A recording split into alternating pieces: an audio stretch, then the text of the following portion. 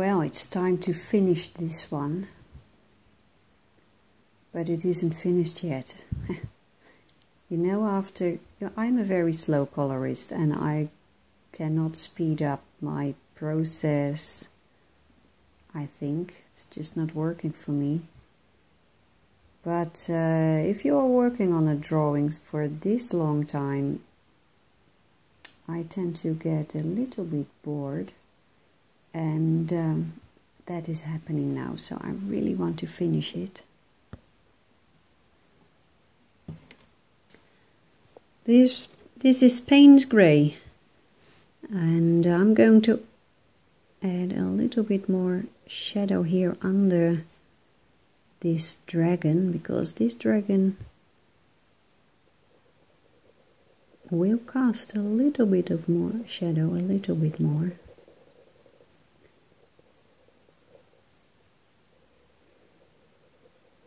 In one of my other videos I was telling you about a hike my husband and I had been doing a while ago, and we saw roe deer and was with a little baby roe deer, a fawn, I believe you say. And some of you were asked if I have pictures. Well, we do have pictures, but you know, it was dark in the forest and we only camera we had was our smartphones, so the quality of these pics are so bad that I can't show you. But last weekend we had another encounter with roe deer and a little fawn. This time we were visiting family in the province called Zeeland, and that is the province with the beaches. We were there visiting family and the weather was terrible. Terrible weather. Grey, a lot of rain. We had thunderstorms. But in the afternoon we decided to go for a walk, and we were hoping for the best. So we started walking and it was wonderful, it was dry, and when we reached the beach, you know, we had a beautiful walk through the dunes. In the Netherlands you have a lot of sand dunes. Beautiful environment, beautiful nature. But there was a storm coming in, and we decided to go back to the village because you know, we don't want to be struck by lightning or something like that. And it was already raining and we were walking back, and in the middle of that town, that village, there was a grassland was there, and way in the back, when we were walking by, we saw roe deer. And you know, when it's a rainy day, I always say this is perfect hertjesweer. It's perfect deer weather, because when the weather is dark, few people are out, and the deer think that I think they think that because of the dark weather, it is dusk, the sun is about to set, and they come out in the evening normally when the dark weather hits, those roe deer are everywhere. So this time we were very lucky, thanks to the bad weather, and we saw this beautiful roe deer with her baby and another one. There was a third roe deer. Now the weather was pretty bad, so we decided to go inside. And then we had dinner, and then in the evening the weather improved a little bit. And we went out, and again we saw those same roe deer. And I picked up a piece of grass and I started blowing on the grass, and then a whistle came, and then suddenly the female deer with the small baby came running towards us. That was nice. And my sister-in-law managed to make a video. So I asked her if it is okay if I show you that video in this coloring episode. And she agreed. So what you are going to see now is a couple of seconds of footage of how those wonderful, beautiful roe deer reacted to my whistling. It is a call that roe deer make during mating season, and it is mating season right now. So the quality of the video is it's not perfect because it was made with an iPhone, and it was late in the evening. It was dark, about to become dark. So, but I hope you will enjoy it. So here it comes.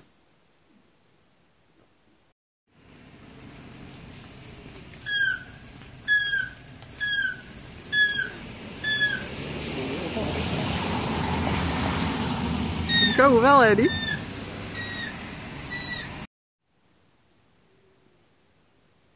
I hope you liked these couple of seconds. This is Helio Blue Reddish. I'm going to make some decisions now because I think this drawing is taking too long now. I never knew what to do with these things, but I'm deciding to make them look the same as the blue area, the blue shield behind the lantern.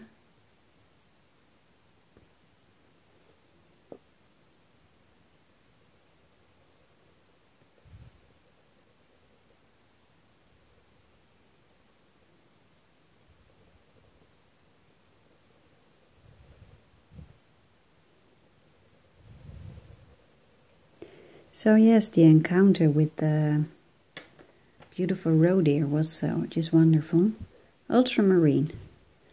Now once they walked towards us, I was hiding behind the bushes. And you know, I'm not a perfect roe deer whistler, so sometimes very strange noises came from my piece of grass. This is indanthrene blue. So in the end, this lady roe deer figured out that I was a fake, and she walked away, confused. Clearly she was confused, but she walked away. And then about half an hour later, we tried again, but Mrs. Roe deer wasn't interested anymore. She didn't show up.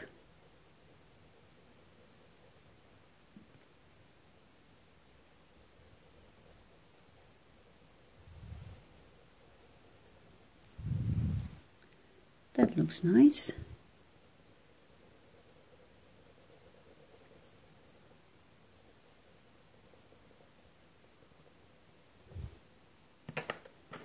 And here is a phthalo blue, one of my favorite blues.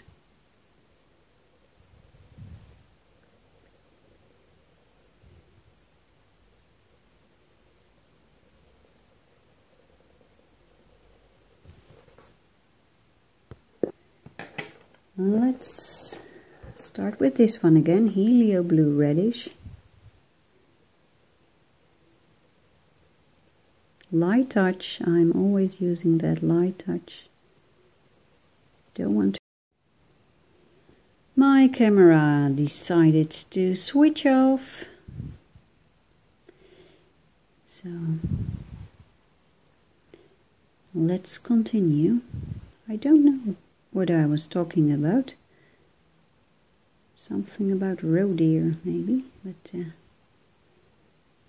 let's continue the coloring fun.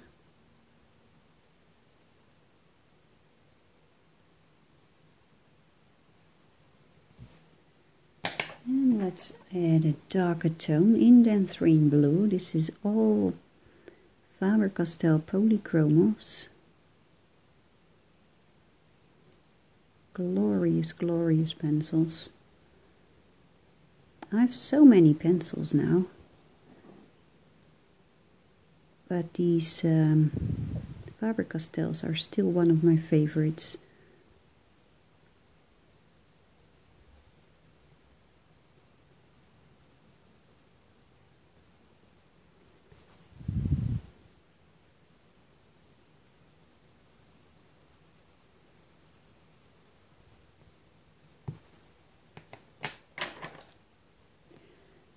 Phthalo blue.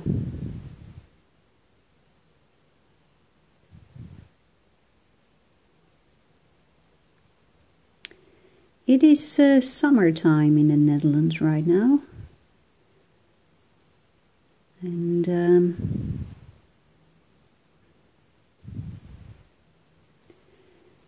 that means that my husband and I are still looking for a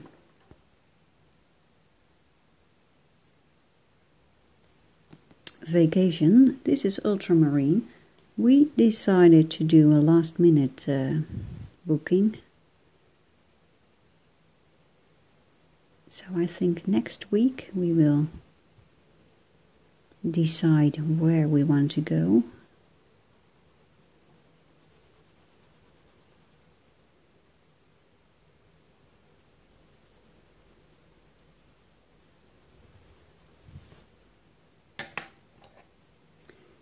Here's the Indanthrene blue again.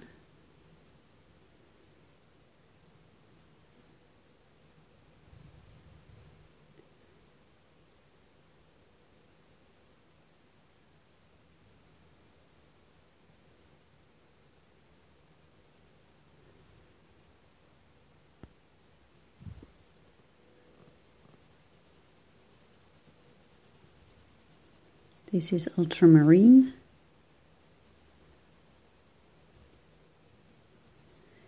So I really want to finish this drawing.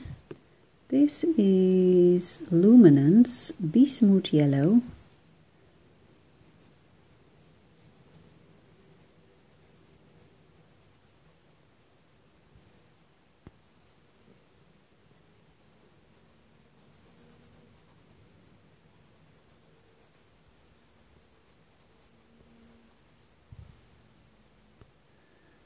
And this is Van Dyke Brown, Van Dyke Bruin, as we would say in Dutch. Oh, just a touch of this darker brown over here too.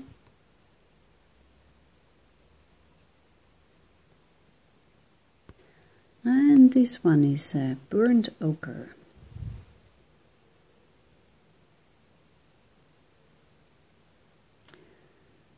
I saw a documentary from, maybe you know the guy, the Englishman Ray Mears. He's a guy who loves the outdoors and he knows a lot about bushcraft and, well, stuff like that. He has a series of documentaries about the wildernesses, nature in France. And in one of these episodes he visits the area called Provence. And there he visits an area, a place where ochre is taken from the earth, from the rocks, and turned into pigment for paints. And this is a lemon yellow. And it is very easy, the process of extracting the pigment from the rock is very easy, but it takes a long time, but it is easy. Because over there is this soft stone that you can crumble.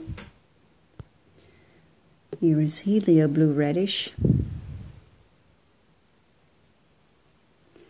This soft stone, you can crumble it, you put it in water. For example, a bottle of water, you put in the crumbled rock. It's like, maybe it's some sort of sandstone, limestone, sandstone, something like that. Anyway, you put it in a bottle of water, then you shake it.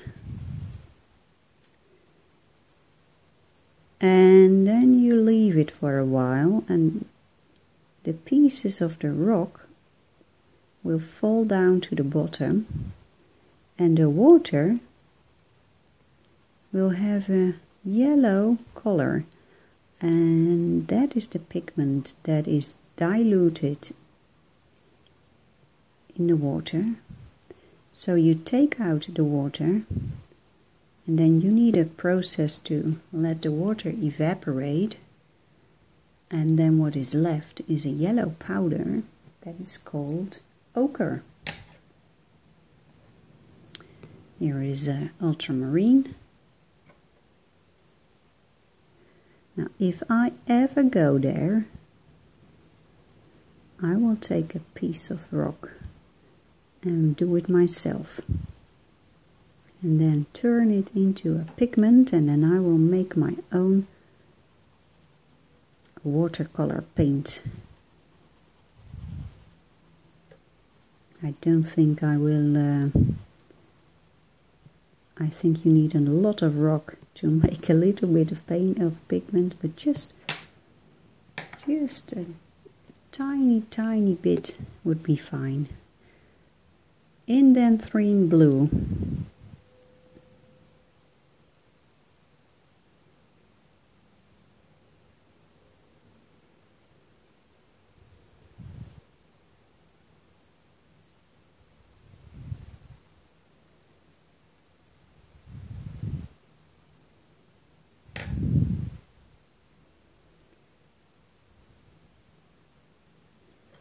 Besides the area called Provence, Remiers also visited another beautiful area called Ardèche, with a gorgeous arch towering over the river Ardèche, and it's a beautiful place for kayaking.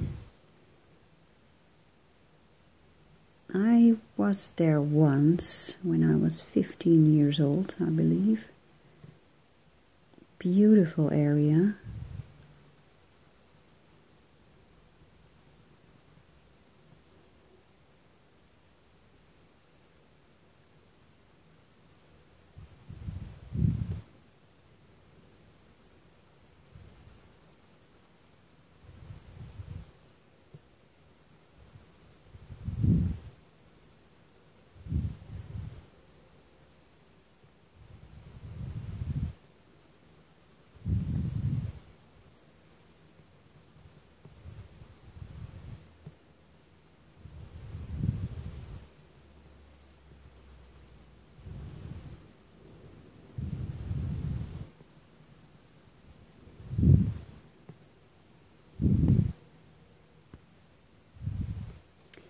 And this is phthalo blue.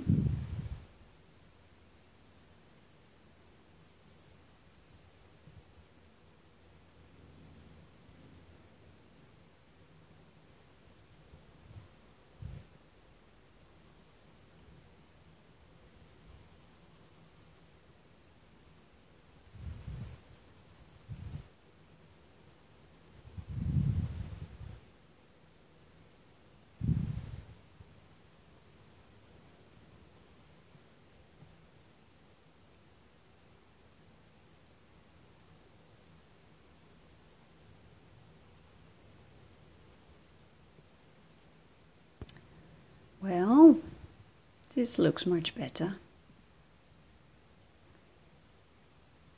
I think I have to stop right now, and then in the next episode we will do a little bit more work. We are coming closer to the finish line, thank goodness. So hang in there, we will make it. Until next time, bye bye.